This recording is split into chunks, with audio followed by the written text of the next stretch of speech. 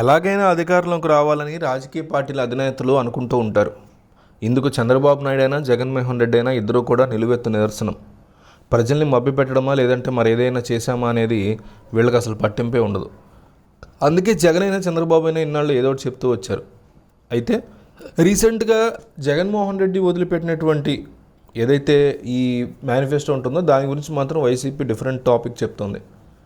ఎందుకంటే జగన్మోహన్ రెడ్డి విరుద్ధంగా ఈ విషయానికి డిఫరెంట్గా వెళ్తున్నారని వైసీపీ మేనిఫెస్టోనే దానికి నిరసనమని చెప్తున్నారు వైసీపీ వాళ్ళు. వైసీపీ మేనిఫెస్టోలో ఎలాంటి మెరుపులు ఉరుములు లేవు. చేస్తానని నమ్మిన వాటిని జగన్ ప్రకటించారన్న అభిప్రాయం వ్యక్తం అవుతుంది. అయితే వైసీపీ నాయకులు కార్యకర్తల్లో మేనిఫెస్టో మీద కొంత నిరుత్సాహం కనిపిస్తున్నమాట వాస్తవం.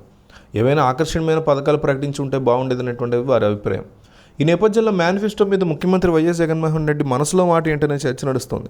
తనకి సన్నిహితులైనటువంటి నాయకుల వద్ద మేనిఫెస్టోల మీద జగన్ తన మనసులో మాట బయటపెట్టారు. ఎటు అధికారంలోకి వచ్చేది మనమే అని, అలాంటప్పుడు జాగ్రత్తగా హామీలు ఇవ్వాలని జగన్ అన్నట్టు తెలిసింది.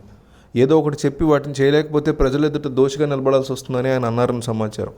అధికారంలోకి వచ్చే అవకాశమే లేని చంద్రబాబు నాయుడు ఎన్ని హామీలైనా ఇస్తారని జగన్ బహిరంగంగా చెప్తున్నారు. బాబుకి బాధ్యత లేదని బడ్జెట్ని పరిగణలో తీసుకోకుండా నోటికొచ్చిన హామీలు ఇచ్చి ప్రజల్ని మభ్యపెడుతున్నారని ఆయన ఆరోపిస్తున్నారు. అయినప్పటికీ విశ్వసనీయత తనకే ఉందని జగన్ గాఢంగా నమ్ముతున్నారు.